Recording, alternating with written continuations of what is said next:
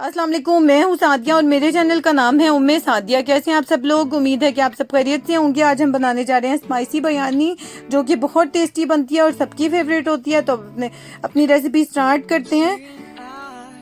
तो इसके लिए कि आपको गरम मसाला चाहिए होगा। इसे एक आप पोटली में बांध लेंगी, यानी कि एक कपड़े में आप बांध लें। और जब आपके राइस बॉयल हो रहे हो तो आप उसमें ऐड कर देंगी। और राइस को आपने 1/3 बॉयल करना है और उसमें लेमन, हरी मिर्च और धनिया पुदीना ऐड कर देंगी। इससे बड़ा अच्छा सा टेस्ट आता है और चावल में बहुत अच्छी सी खुशबू आ जाती है। और ये देखिए मेरे चावल कितने अच्छे बॉईल हो गए हैं और लेमन की वजह से ये बिल्कुल भी नहीं चिपकते एक दूसरे के साथ। उसके बाद टमाटर, लेमन और हरी मिर्च को गोल गोल काट लें, आप स्लाइस में काट लें। और पुदीने को आप चॉप कर लें।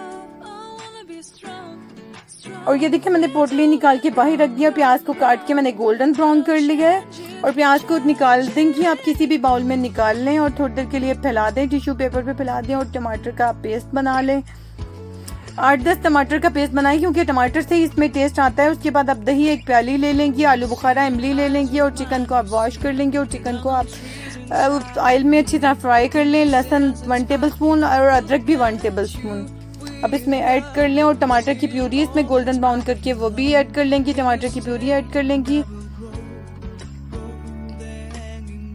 उसके बाद आप 1 टेबल स्पून नमक और 1 टेबल स्पून हल्दी और 1 टेबल स्पून सूखा धनिया आप इसमें ऐड कर लें। और इसकी अच्छी तरह आपने भुनाई करनी है। और दही में आपने जो प्याज ब्राउन करके रखे थे वो आपने उसमें ऐड कर देने हैं।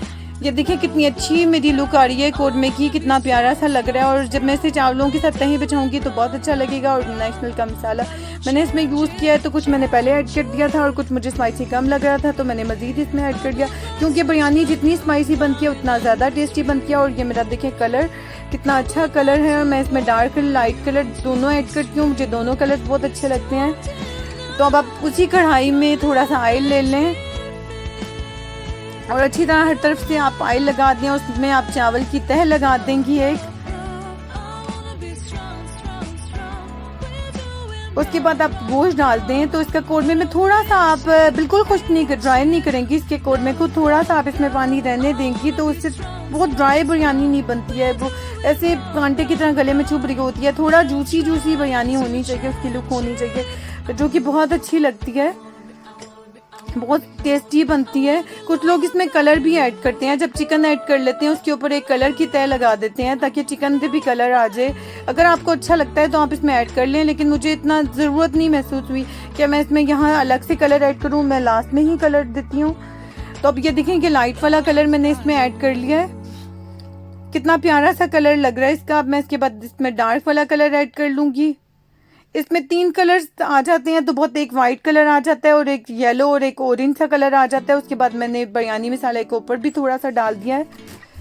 अब उसके बाद आप प्याज, टमाटर, पुदीना, धनिया के ऊपर तह बिछा देंगी।